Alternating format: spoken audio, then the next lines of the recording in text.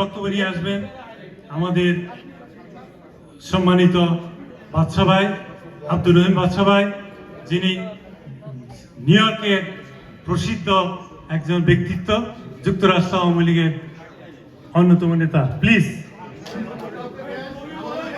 বাদশা ভাই দয়া করে এসে এখানে বলে দেন। বাদশা ভাই আপনি আসেন, এসে এটাই বলে দেন এখানে প্লিজ। ভাই আপনারা থামেন।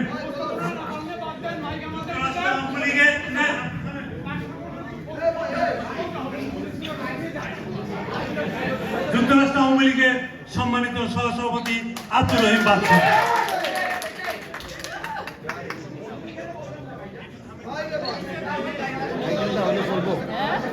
যুক্তরাষ্ট্র আওয়ামী লীগ কর্তৃক আয়োজিত বাংলাদেশ আওয়ামী লীগের সভানেত্রী, হাজার বছর শ্রেষ্ঠ বাঙালি জাতির জনক বঙ্গবন্ধু শেখ মুজিবের তনয়া জননেত্রী শেখ হাসিনা অল্প কিছুক্ষণের মধ্যেই আমাদের উদ্দেশ্যে এখানে বক্তব্য দিবেন।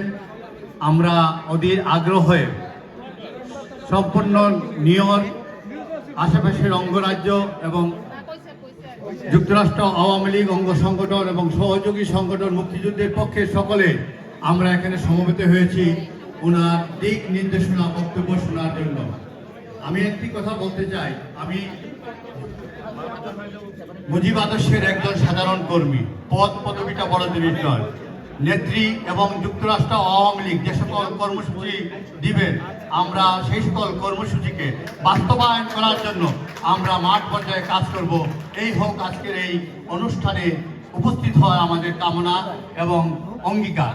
সবাই ভালো থাকুন, সুস্থ থাকুন। জয় বাংলা, জয় বঙ্গবন্ধু, বাংলাদেশ দীর্ঘজীবী হোক।